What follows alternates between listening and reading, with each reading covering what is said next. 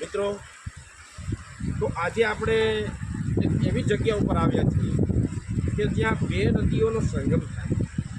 એ બે નદી એટલે કઈ કઈ નદી? એ બે નદી એટલે પહેલી તો આ એક નદી છે કે આ નદીમાં જે પ્રવાહ વહેતો આવે છે. આ તમે જોઈએ તો આ વિશાળ નદી છે. આ વિશાળ નદીનો જે પ્રવાહ આવે છે, આ ધસમસતો પ્રવાહ, આ ધસમસતો પ્રવાહ, એ પ્રવાહ છે ઓજત. ઓજતનું મૂળ ક્યાંથી? તો કે ઓજતનું મૂળ ભેસાણ તાલુકાના ગોરીવાડી ગામ, ત્યાંથી આ ઓજતનું મૂળ ચાલુ.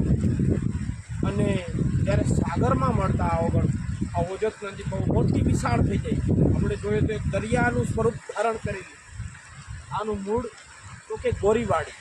ગોરીવાડી કઈ તાલુકામાં ગામ આવ્યું? તો કે ભેસાણ તાલુકામાં આ ગામ આવ્યું. આ ઓજતનો પ્રવાહ છે. અને એવી જ રીતે આ જાંજેશ્રી બીજી નદી છે. આમ જોઈ શકો છો એનો પણ બહુ મોટો વિશાળ પ્રદેશ છે.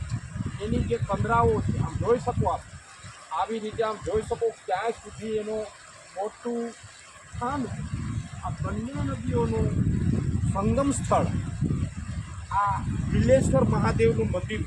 આ બિલેશ્વર મહાદેવનું મંદિર આ બાજુમાં જ છે. આપણે ત્યાં આગળ જઈશું.